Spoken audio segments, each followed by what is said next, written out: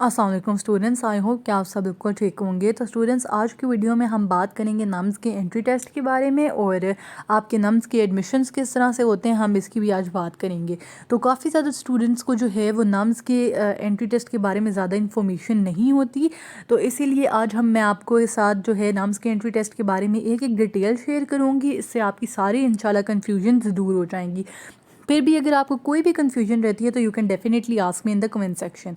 तो स्टूडेंट, सबसे पहले बात करते हैं कि नम्स का जो एंट्री टेस्ट होता है ये एक सेपरेट टेस्ट होता है फ्रॉम योर एनएमडी कैट। ठीक है, नेशनल एमडी कैट जो आपका होगा पीएमसी का, या फिर अगर पीएमसी आ जाती है तो अगर पीएमसी के जो अगर पीएमसी आ जाता है तो पीएमसी जो है वो प्रोविजनली टेस्ट कंडक्ट करता है, यानी कि पंजाब का अलग टेस्ट होगा, आपका केपीके का अलग टेस्ट होगा, फॉर सिंध आपका अलग टेस्ट होता है। ठीक है, तो लेकिन नम्स का टेस्ट जो है वो फिर भी सेपरेट ही रहेगा in both cases, NMD CAT के केस में भी, और अगर आपका प्रोविजनली पीएमसी आ जाता है और प्रोविजनली अगर आपका एमडी कैट टेस्ट होता है फिर भी आपका नम्स का टेस्ट ज़रूर होता है। ठीक है, फिर अगर हम बात फिर इस तरह की होता है कि पंजाब के बच्चे जो होते हैं वो यूएचएस का भी टेस्ट दे देते हैं और नम्स का भी टेस्ट दे देते हैं, और नम्स का टेस्ट जो है वो आपके नम्स के कॉलेजेस के लिए चलता है और यूएचएस का जो टेस्ट होता है वो आपके यूएचएस के कॉलेजेस के लिए चलता है। But in case of NMD CAT, national MD CAT, तो आपको फिर भी नम्स का टेस्ट देना पड़ता है। ये नहीं है कि अगर आप नम्स का टेस्ट दे रहे हो तो आप एमडी कैट ना दो, NMD CAT, national MD CAT देना आपके लिए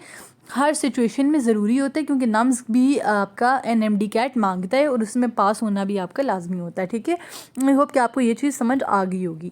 ठीक है, और फिर आपके जो नम्स है वो किस चीज़ के लिए ज़रूरी होते हैं। काफ़ी ज़्यादा बच्चे जो होते हैं वो ये सवाल करते हैं कि नम्स हम दें क्यों, नम्स का फ़ायदा क्या है।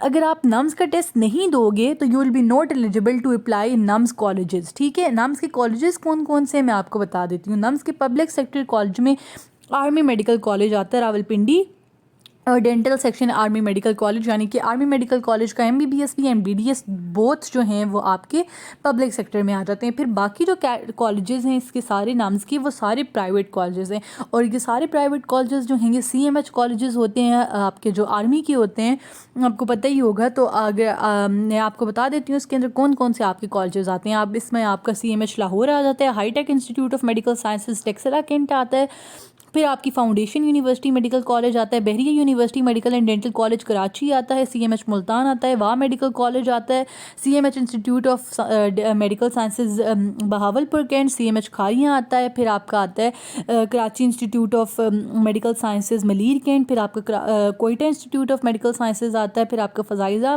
Medical college Islamabad, Fazaia medical college Karachi वाला, और फिर आपका आता है मुल्तान का जो पिछले साल है आपका बीडीएस भी मुल्तान, सीएमएच मुल्तान में आपका बीडीएस भी इंट्रोड्यूस हो गया, तो वो भी आता है। Bahria university and medical college Karachi, foundation university college of dentistry Islamabad आता है, हाईटेक डेंटल कॉलेज आता है, और फिर इसमें आपके पास आ जाता है आपका CMH Lahore medical and dental institute of dentistry भी। फिर हाईटेक डेंटल कॉलेज, मतलब डेंटल कॉलेजेस भी उन्हीं में आ जाते हैं। डेंटल के कम कॉलेजेस हैं, आपके मेडिकल के ज़्यादा कॉलेजेस हैं। ठीक है, आपको पता चल गया है कि नम्स के अंडर कौन कौन से कॉलेजेस आते हैं, और अगर आप इनमें से किसी भी कॉलेज में एडमिशन लेना चाहते हो तो it is compulsory for you to appear in NUMS test.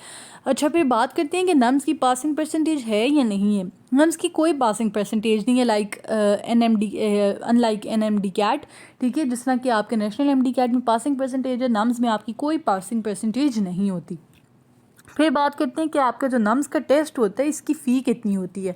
इसकी फ़ी जो होती है दैट इज़ 3000 रुपीज़, और इसकी बहुत ज़्यादा स्टूडेंट्स जो हैं इसकी पूछते हैं कि एक्सपेक्टेड डेट। आपका जो नम्स का एंट्री टेस्ट होता है ये स्टूडेंट्स आपके अक्टूबर में होता है, अक्टूबर के फर्स्ट संडे जो होता है टेंटेटिवली उसी में ही ये आपका कंडक्ट किया जाता है। पिछले साल जो है आपका ये नम्स का टेस्ट जो है इट वाज कंडक्टेड ऑन 3 अक्टूबर 2021 को हुआ था, तो इस बार भी अक्टूबर के फर्स्ट या सेकेंड वीक में इंशाल्लाह हो जाएगा। ठीक है, क्योंकि आपका जो नम्स का टेस्ट है वो मोस्टली अक्टूबर में ही होता है।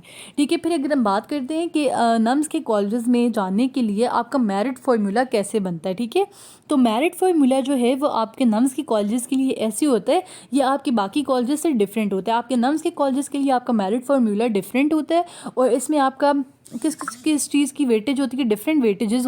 आपके एनएमडी कैट की वेटेज होती है, नेशनल मेडिकल एंड डेंटल आपका जो एनएमडी कैट है उसकी होगी, जो कि आपका पीएमसी कंडक्ट करता है उसकी वेटेज होती है। फिर आपकी नम्स की वेटेज होती है, नम्स का आप जो एंट्री टेस्ट दे के आते हो उसकी वेटेज होती है। FSC की वेटेज होती है एंड मैट्रिक की वेटेज होती है। और इन सब चीज़ों में से ये जो आपकी परसेंटेज है कि कितने कितने परसेंट कितनी कितनी चीज़ काउंट की जाएगी, ये जो है ये हर साल नए तरीके से डिटरमिन किया जाता है। और नम्स ने अभी तक जो है अपना नम्स का जो आपका जो नम्स एंट्री टेस्ट 2022 है उसका ऐड अभी तक नहीं दिया। और मोस्ट प्रोबेबली आपका जो नम्स का एंट्री टेस्ट है 2022 उसका जुलाई में इंशाल्लाह आपका आई थिंक कि आ जाएगा रजिस्ट्रेशन का। ठीक है, फिर हम रजिस्ट्रेशन की बात कर लेते हैं। तो रजिस्ट्रेशन जो होती है इसकी मोस्ट प्रोबेबली स्टार्ट होगी जुलाई में और एंड हो जाती है अगस्त में, और फिर आपका टेस्ट जो है दैट इज़ इन अक्टूबर। फिर एलिजिबिलिटी क्राइटेरिया क्या होता है, अगर आप नम्स में एडमिशन लेना चाहते हो नम्स के कॉलेजेस में, तो इसका एलिजिबिलिटी क्राइटेरिया क्या है। तो एलिजिबिलिटी क्राइटेरिया नंबर फर्स्ट पे ये है कि आपने जो है NMD कैट पास करना है। ठीक है, ये नहीं है कि अगर आप नम्स के कॉलेज में एडमिशन लेना चाहते हो तो अगर आपका NMD कैट फेल भी है तो तब भी आप अप्लाई कर सकते हो, ऐसी कोई चीज़ नहीं है। आपने NMD कैट हर केस में अप्लाई करना है, वरना आप पाकिस्तान की किसी भी मेडिकल या डेंटल कॉलेज में अप्लाई नहीं कर सकते अनटिल एंड अनलेस आपका NMD कैट पास नहीं है तो। ठीक है, फिर आपका नम्स का एंट्री टेस्ट आपने मस्ट अपीयर होना है अपने नम्स की एंट्री टेस्ट में। अगर आप नम्स की एंट्री टेस्ट में नहीं अपीयर हुए तो you are ineligible to apply in NUMS colleges. और नम्स की एंट्री टेस्ट में जिस तरह कि मैंने आपको पहले भी बताया कि नम्स की एंट्री टेस्ट में there is no passing percentage, तो आपने चाहे बस नम्स के टेस्ट में कम से कम नंबर भी हैं तो आप अप्लाई कर सकते हो इन नम्स कॉलेजेस। ठीक है, फिर बात करते हैं FSC में आपकी कम से कम 65% होनी चाहिए और मोर। बस ये एलिजिबिलिटी क्राइटेरिया है for your NUMS entry test. फिर स्टूडेंट्स एक सबसे ज़्यादा इंपॉर्टेंट चीज़ जो कि आपके नम्स एंट्री टेस्ट के बारे में है, और काफ़ी ज़्यादा स्टूडेंट्स का एक क्वेश्चन भी होगा सिंस आप जो है अभी अपने MD कैट की प्रिपरेशन कर रहे हो इस वजह से, तो आपका पैटर्न क्या होता है नम्स के एंट्री टेस्ट का। तो नम्स के एंट्री टेस्ट में मतलब कितने MCQs आते हैं, बायो के कितने हैं, केमिस्ट्री के कितने हैं, फिजिक्स के कितने हैं, तो मैं आपको बताती हूँ। नम्स के एंट्री टेस्ट में आपके टोटल नंबर ऑफ MCQs जो होते हैं वो 150 MCQs होते हैं विद नो नेगेटिव मार्किंग। ठीक है, इसीलिए आप जब पेपर करने जाओ तो आप कोशिश करो कि आप एक भी MCQ ना छोड़ो, क्योंकि अगर आपका गलत भी होता है तो आपकी नेगेटिव मार्किंग बिल्कुल नहीं हो रही। तो आप पूरा पेपर अटैम्प्ट करके आओ।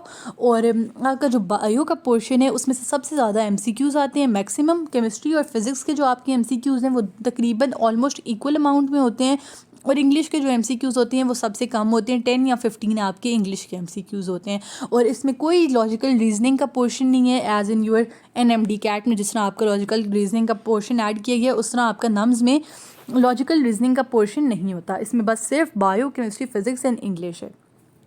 फिर स्टूडेंट्स नम्स के टेस्ट की एक डिफरेंट चीज़ ये है कि इसमें एक साइकोलॉजिकल टेस्ट भी होता है। ठीक है, psychological test is separate from your theory exam. ठीक है, जो भी आपका वो MCQ वाला एग्ज़ाम था उससे डिफरेंट होता है। जब आप 150 MCQs वाला अपना पेपर कर लेते हो तो आपको वो एक उसके बाद 50 MCQs का साइकोलॉजिकल टेस्ट देते हैं।